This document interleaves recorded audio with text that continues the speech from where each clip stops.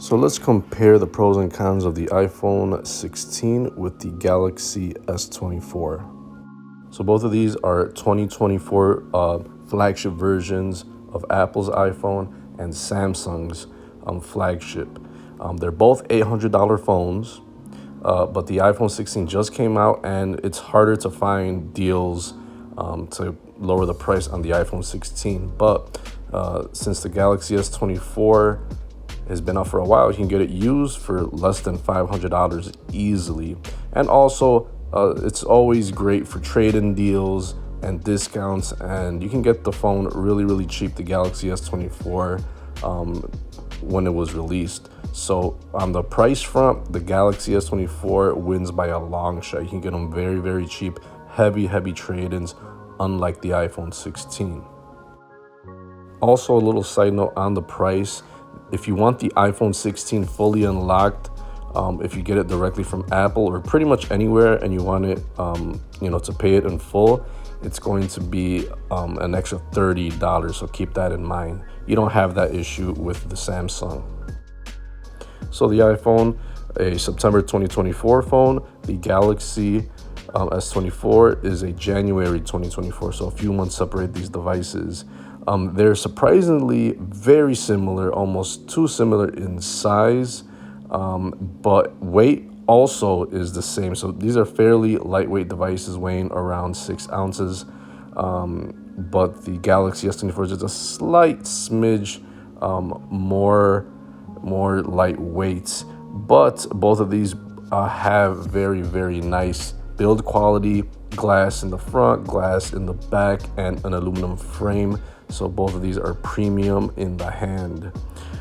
One difference though is coming to the nano SIM card slot, because the iPhone does not have one. It's all eSIM, and the Galaxy S24 has the benefit of having eSIM and nano SIM card slot, which means that it's just easier to swap SIM cards in and out on the fly without going through an app. It's just harder digitally.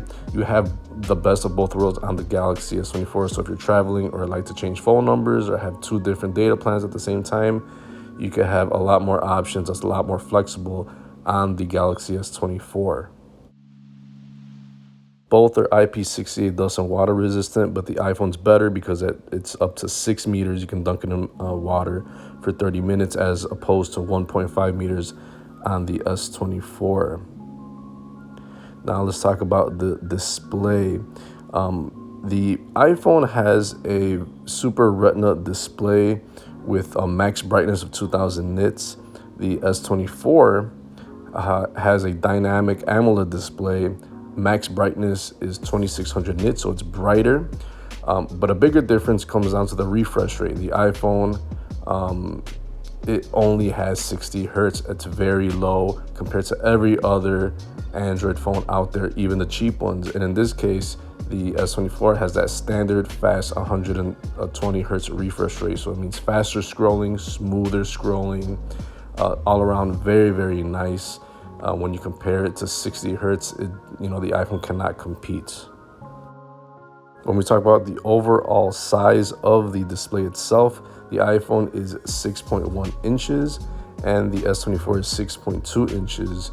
So there is a big difference right there, like with the bezels and overall screen size, since both of these devices are similar in actual physical size when you hold it in your hand, but you get more screen real estate on the S24 because of those really slim bezels.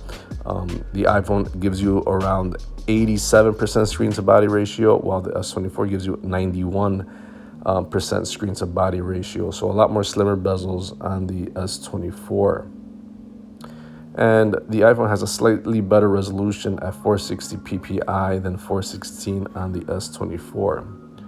But the S24 has an always-on display, which is not found on the iPhone 16. That feature on the iPhone is only available on the Pro models, and that's $1,000.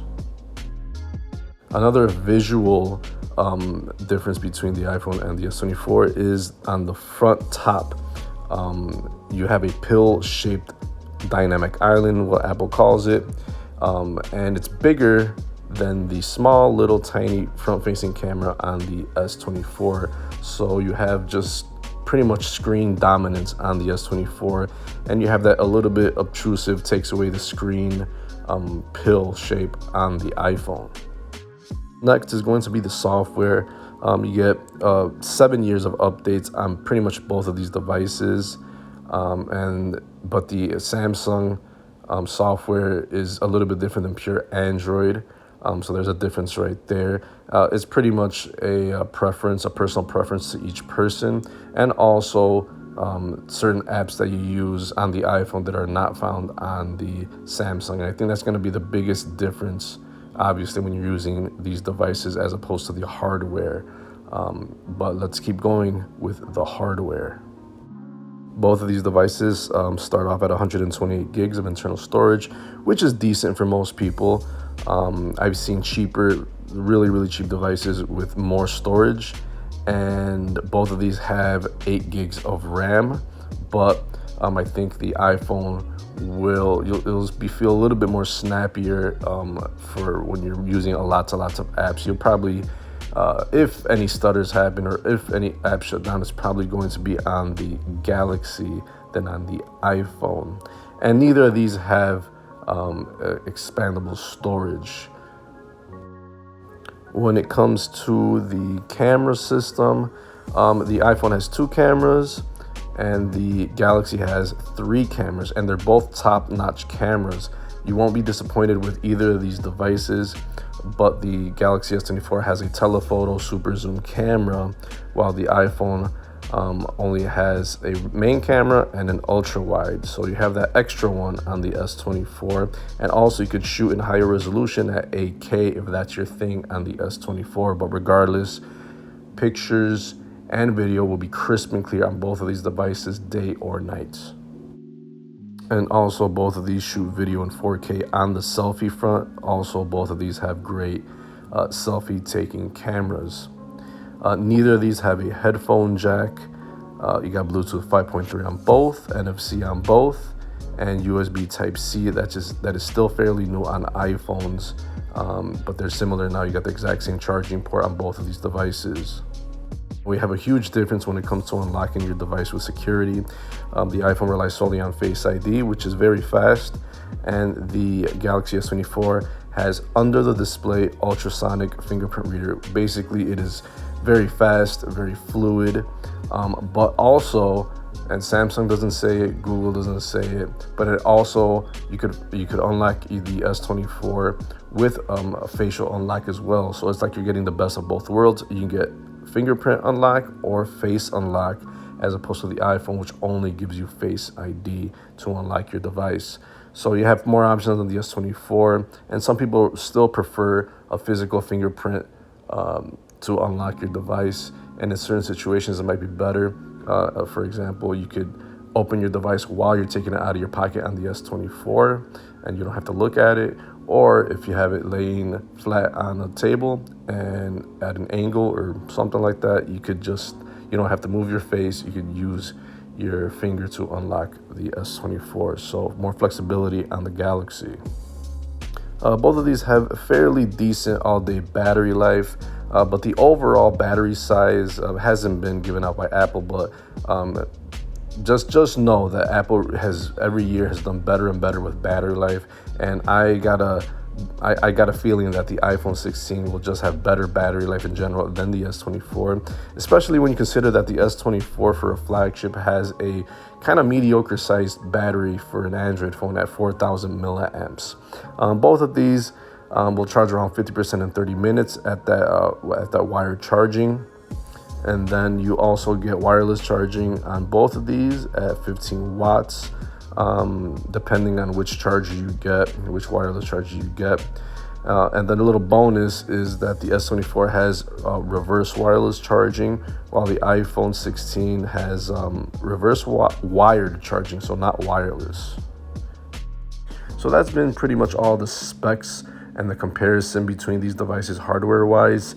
But there are a little bit of bonuses on the iPhone. For example, this year it gets a new camera button that's dedicated to taking pictures, and also it has an action button that was added on last year's Pro model.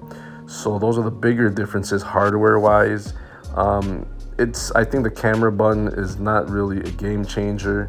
And if you compare it to the Galaxy S24, it already has a camera button pretty much, because you could double press the power button and it will go straight into the camera app.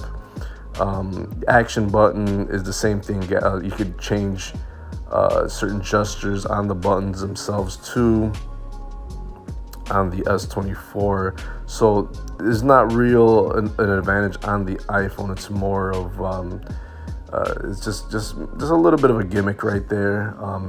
That's the new thing that Apple's pushing on the iPhone 16. But in general, both of these devices are very top notch. It's just a matter of preference. But the overall better deal is going to be the S24, just because of the fact you get that extra telephoto camera. That's pretty nice. You get 7 years of updates with Android and Samsung, which finally matches the iPhone. It's not an iPhone thing anymore to have lots of years of updates, so that's good on the Samsung. Where it really falls short, though, is going to be in some apps that are solely on iPhone. So if you're used to the Apple Watch, that only works with iPhone.